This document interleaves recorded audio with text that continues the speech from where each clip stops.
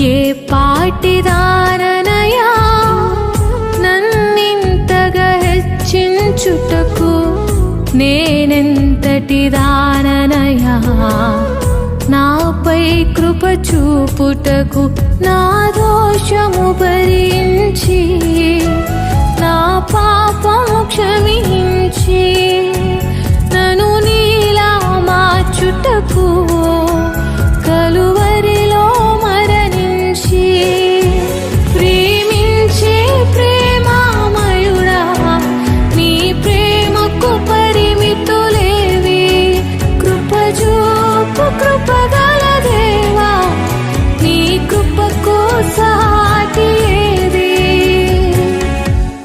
ఏ పాటిదాననయా నన్నింతగా హెచ్చించుటకు, నేనెంతటి